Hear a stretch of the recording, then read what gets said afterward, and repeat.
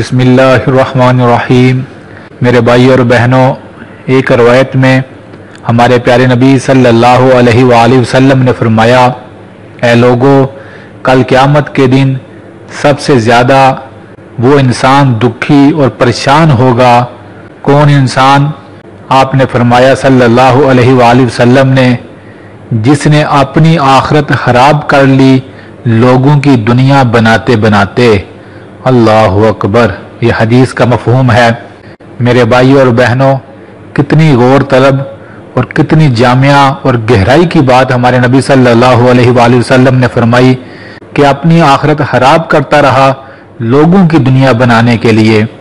आज हमारा यही हाल है दुख के साथ कि हम भी यही कहते हैं कि ये शराब इसलिए बेच रहा हूँ बच्चों के लिए, ये रिश्वत इसलिए ले रहा हूँ अपने घर की ज़रूरियात के लिए, मैं ये धोखा ये फराड इसलिए दे रहा हूँ कि मेरी ज़रूरियात मेरी दुनिया का निज़ाम इससे चलेगा।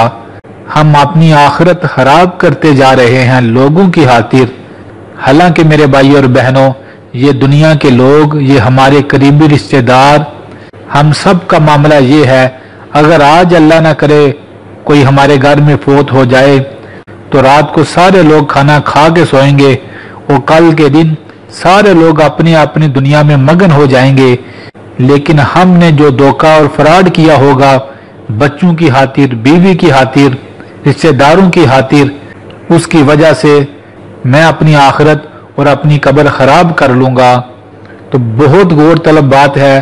हमेशा सोचिएगा कि कहीं ये तो नहीं हो रहा कि मैं अपनी आखिरत, अपनी कब्र, अपनी मौत को खराब करता जा रहा हूँ लोगों की दुनिया बनाने के लिए।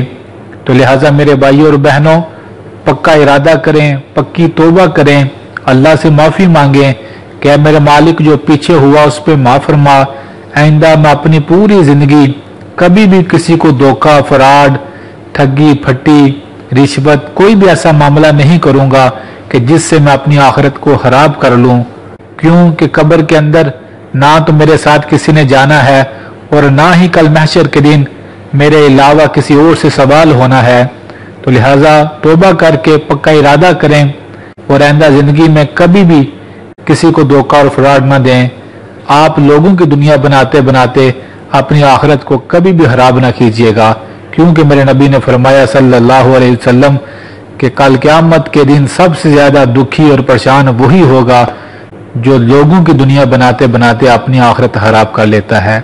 अल्लाह से दुआ है, अल्लाह हम सब को पहले तो इन गुनाहों से माफ़ फरमाए और हम सब को रिज़्क़ हलाल और जायज़ रिज़्क़ कमा कर खाने वाला बनाए। आमीन।